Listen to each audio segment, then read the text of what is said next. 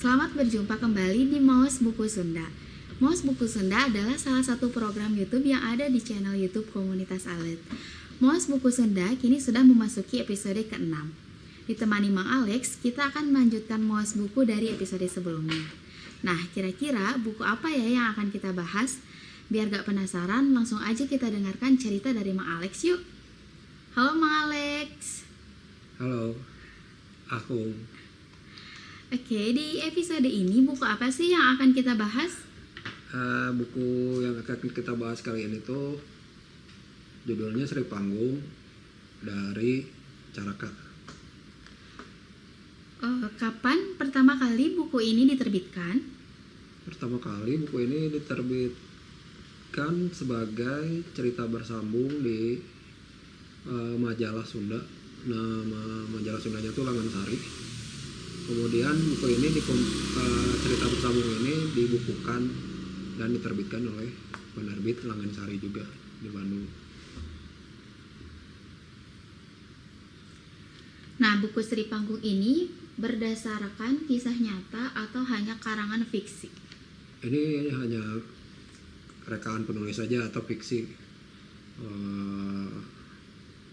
Cerita roman Sri Panggung sendiri berlatar belakang tempat itu di sebuah perkebunan teh.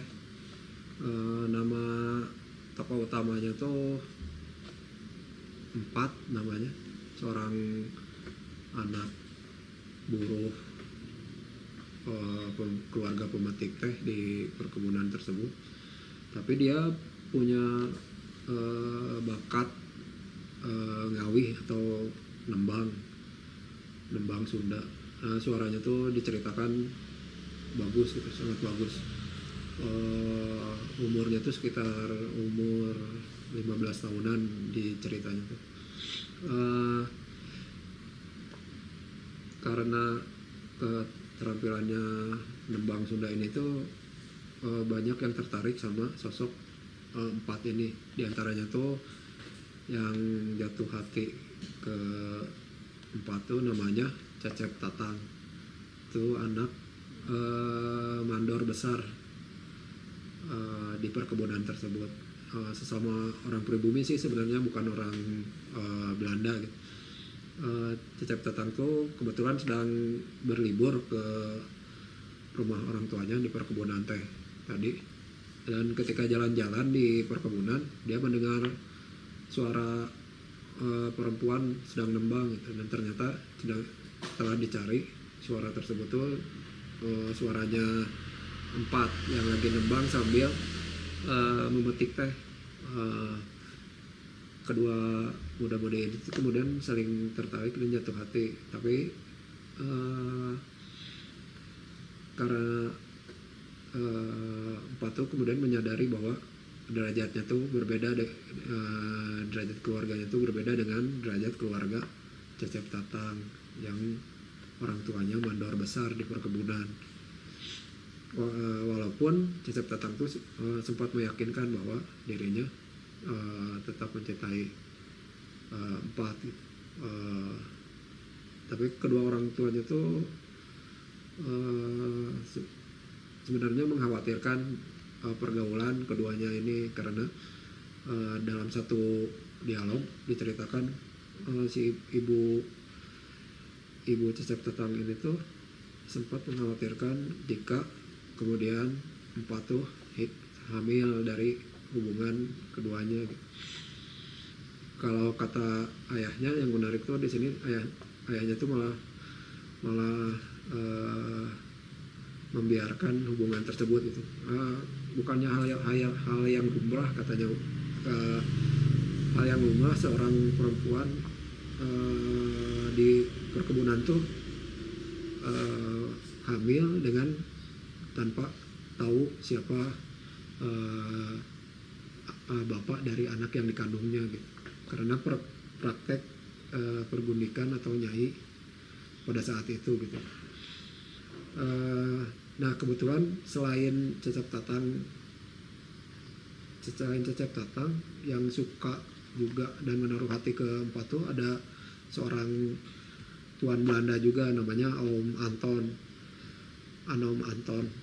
Anom Anton itu sampai ngejar-ngejar empat ke keluarga empat gitu. Sampai kemudian bahkan menggunakan kekuasaannya sebagai orang Belanda untuk mengancam keluarga empat. Akhirnya empat yang tidak mau menyusahkan keluarganya tuh akhirnya dia pergi atau memilih untuk meninggalkan perkebunan dan pergi. Dalam perjalanannya kemudian empat singgah di satu rumah seorang perempuan tua namanya Ibu Neng. Ibu Neng ini tuh ternyata kemudian diketahui bekas nyai-nyai orang Belanda gitu. Tapi dia punya satu kelompok sandiwara namanya Sandiwara Sunda Miss Neng. Di kelompok sandiwara ini kemudian empat mengganti namanya menjadi Mimin dan kemudian terkenal sebagai sinden atau juru kawih yang banyak penggemarnya, atau disebut Sri Panggung, atau kalau sekarang mungkin dikenalnya sebagai diva atau bintang idola gitu, karena kecantikannya, suaranya merdu. Kemudian kelompok sandiwara ini tuh sempat vakum ketika masa pendudukan Jepang dan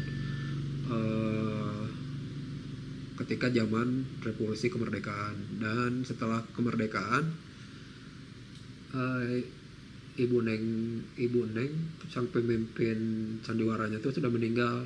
Tapi salah satu pembantu dari Ibu Neng itu ada yang namanya Bang Miun menyarankan ke Mimin untuk meneruskan kelompok sandiwara Sunda ini. Karena butuh modal untuk memulai kembali kelompok sandiwara Sunda ini, Bang Miun menyarankan kepada Mimin untuk meminjam uang ke salah satu penggemarnya. Penggemarnya tuh ada yang tergila-gila ke Mimin, itu namanya Harjo. Harjo ini tuh seorang pemborong bangunan atau anemer yang sukses gitu. Tapi Mimin tuh sebenarnya enggan untuk meminjam uang kepada Harjo karena dia tahu bahwa Harjo tuh menyimpan hati kepada dirinya gitu, dan dia tahu bahwa Harjo tuh sudah memiliki 4 orang istri gitu. Harjo tetap ngejar-ngejar Mimin, ingin memperistri, menjadikannya istri yang paling muda. Tapi Mimin tuh gak mau. Ketika zaman itu tuh seorang sinden atau juru kawih itu memang udah kadang yang bergerak di sandiwara Sunda tuh sudah perempuan yang bergerak di sandiwara Sunda tuh kadang diposisikan sebagai perempuan murahan gitu, perempuan yang bisa diajak berlaku tidak senonoh. Padahal kalau Mimin gak seperti gambaran-gambaran tersebut gitu.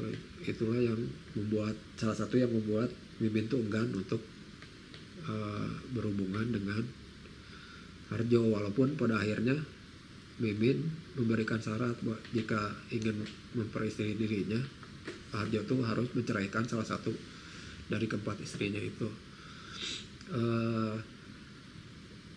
Kemudian salah satu istri Harjo itu justru ingin belajar nembang ke Mimin. Nah, perubahannya itu terjadi ketika Neng Cucu namanya istri ketiga dari Harjo tuh ingin belajar nembang ke Mimin. Mimin tuh kemudian sadar bahwa dia kemudian lebih memilih untuk menghindari Harjo, dan akhirnya Mimin juga kemudian berjodoh dengan salah satu masih saudaranya dari Neng Cucu ini, dan akhirnya mereka jadi seperti saudara. Itu mungkin akhirnya. Jadi ini tuh bercerita tentang seorang buruh perkebunan yang bisa nembang kemudian jadi idola di sebuah kelompok sandiwara Sunda gitu. Oh, jadi kan tadi dibahas ya, kalau misalnya cerita ini berlatar di perkebunan. Nah, kalau diperhatikan beberapa episode Mawas Sunda sebelumnya pun menceritakan tentang kisah yang berlatar di perkebunan. Nah, apakah ada kemiripan dari cerita-ceritanya sendiri? Yang miripnya tuh latar belakang kisahnya mungkin ya, ada kemiripan latar belakang kisah, bahwa cerita-cerita di episode sebelumnya tuh memang berkisah tentang bagaimana sih kehidupan di perkebunan, khususnya perkebunan teh di Priangan dalam roman-roman Sunda khususnya gitu ya. Seperti cerita di episode sebelumnya tuh kita sudah bahas Siti Rayati dari Muhammad Sanusi, kemudian Munggiri, dan disinggung juga sedikit di episode Munggiri itu tentang Cariyos Agan Permas yang bercerita yang ditulis oleh Johana, dan bercerita juga mengenai kehidupan buruh di perkebunan teh di Priangan gitu. Ya ini juga sama, Sri Panggung juga ceritanya berlatar kisah buruh perkebunan teh. Itu sih kesamaannya. Dan sebenarnya kesamaan lainnya tuh,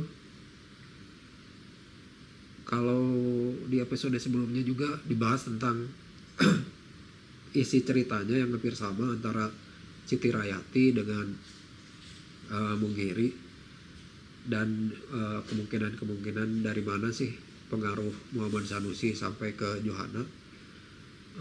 Caraka juga sebenarnya berada dalam lingkungan pergaulan yang sama dengan Muhammad Sanusi. Jadi riwayat hidup Caraka sendiri seperti ini. Jadi Caraka tuh, atau nama aslinya tuh sebenarnya Wiranta, lahir di Conggeang, Sumedang tahun 1902. Mengenyam pendidikan, kemudian jadi guru, dan kemudian lebih aktif jadi wartawan atau jurnalis. Bahkan sekitar tahun 1920-an Wiranta ini bekerja di surat kabar Sunda, namanya tuh Surapati, yang dipimpin oleh Muhammad Sanusi. Kebetulan lainnya juga baik Muhammad Sanusi maupun Wiranta sama-sama aktivis di Sarekat Islam, dan kemudian Sarekat Islam ini tuh pecah menjadi Sarekat Rakyat. Keduanya ini tuh sama-sama aktivis di Sarekat Rakyat juga. Baik Muhammad Sanusi maupun Wiranta juga sempat dipenjara karena tulisannya gitu. Kalau Muhammad Sanusi sempat diadukan dan dipenjara gara-gara tulisannya tentang Bupati Garut Kertalagawa. Kalau Caraka atau Wiranta pernah dituntut pers delik karena tulisannya yang judulnya Tan Malaka dibuang. Kedua orang ini juga sama-sama kemudian dibuang ke Bovendigul bersama aktivis-aktivis nasionalis saat itu. Bahkan kemudian Wiranta tuh menulis tentang pengalamannya di Gul yang judulnya tuh Antara Hidup dan Mati atau Buron dari Bufan Digul. Jadi kedua orang ini tuh sama-sama digulis gitu.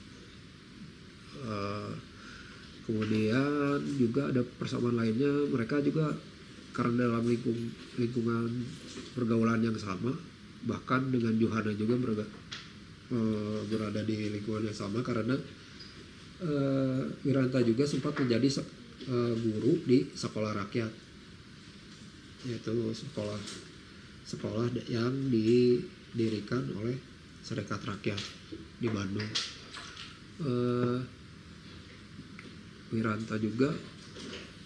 Wiranta kemudian juga dikenal sebagai perintis kemerdekaan dan seorang pejuang juga, seorang veteran pejuang, karena dia pada masa kemerdekaan sempat berjuang di daerah Cianjur. Bahkan ketika meninggal kemudian Wiranta atau Caraka ini itu dimakamkan di Taman Makam Pahlawan Cikutra. Wiranta meninggal tahun 1983. Wiranta kemudian mengganti namanya atau mempergunakan nama penanya Caraka tuh sejak setelah zaman kemerdekaan. Kemudian jadi lebih banyak menulis cerita-cerita fiksi. Jika sebelum zaman kemerdekaan tulisan-tulisan itu banyak yang tulisan-tulisan non fiksi kayak tadi itu, karena dia bekerja sebagai seorang wartawan dan jurnalis. Di antaranya ya tadi Tan Malaka Dibuang, atau bahkan ada tulisan tentang biografinya Bung Karno yang ditulis oleh Caraka. Itu mungkin yang sedikit cerita tentang riwayat hidup Caraka atau Wiranta tadi, yang memang dalam perjalanan hidupnya memiliki lingkungan pergaulan yang sama dengan penulis-penulis yang pernah dibahas di episode sebelumnya seperti Muhammad Sanusi dan Yohana gitu. Oh gitu. Nah, kalau menurut Ma Alex sendiri nih, ya, apa sih yang menariknya dari buku Sri Panggung ini? Menariknya yang buku ini tuh memang tadi salah satunya memang lebih mendalam atau lebih penceritaan atau penggambaran kehidupan di perkebunannya tuh lebih mendalam dari novel-novel sebelumnya gitu. Kayak Praktek Pergundikan tadi sempat disinggung juga. Ini diceritakan juga lebih mendalam di novel Sri Panggung.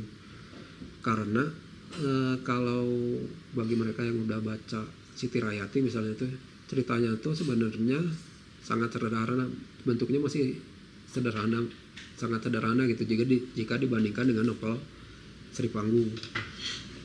Bahkan disebutnya juga mungkin kalau Siti Rayati itu hanya bisa disebutkan masih mentah lah, masih romannya tuh. Kalau ini udah lebih menyeluruh dan ceritanya juga berlangsung atau memilih latar waktu yang 3 zaman, dari zaman kolonial, zaman Jepang, bahkan hingga zaman kemerdekaan gitu. Jadi bisa dilihat juga perubahan-perubahan dari setiap zamannya gitu. Dan ya itu tadi penggambaran kehidupan di kontrakan atau di perkebunannya lebih banyak diceritakan di buku Sri Panggung ini. Ya khususnya kayak tadi penggambaran mengenai kebiasaan pergundikan di perkebunan gitu, atau proses pengambilan seorang perempuan jadi nyai orang Belanda. Ya tadi sempat disinggung juga di ringkasan ceritanya ketika ada dialog antara orang tua Cecep Tatang tadi, ayah ibunya tuh ngobrol tentang hubungan antara Empat dengan Cecep Tatang, bahwa ayahnya tuh dengan ringan aja bilang bahwa sudah hal yang lumrah gitu di perkebunan ada perempuan yang hamil tanpa tahu siapa ayahnya. Itu aja lihat contoh-contohnya si Anu punya anak dengan kan anaknya itu sebenarnya anak dari Tuan A, dan si Anu lagi punya anak sebenarnya anaknya dari si Tuan itu. Tapi ternyata si ayah Cecep Tetang ini tuh nggak tahu bahwa istrinya tuh memikirkan bahwa Cecep Tetang juga sangat mirip fisiknya dengan Juragan Kawasa gitu. Ya berarti bahwa sebenarnya Cecep Tetang sendiri bukan anak dari tapi ayahnya tuh ternyata Juragan Kawasa, karena diceritakan juga bahwa Cecep Tetang itu dibiayai bersekolah di Mulo oleh Juragan Kawasa itu atau pemilik perkebunan. Nah ya itu jadi mungkin karena cara Kato menulis dibandingkan dengan cerita-cerita yang dibahas di buku-buku episode sebelumnya, menulis ini tuh setelah zaman kemerdekaan, yaitu tahun 1963, walaupun sudah berjarak gitu ya dengan kehidupan kolonial, tapi justru mungkin penulisannya lebih bisa bebas menulis dan menggambarkan dengan nyata gitu. Itu sih yang menarik. Jadi yang buat yang ingin menyelami gitu, bagaimana sih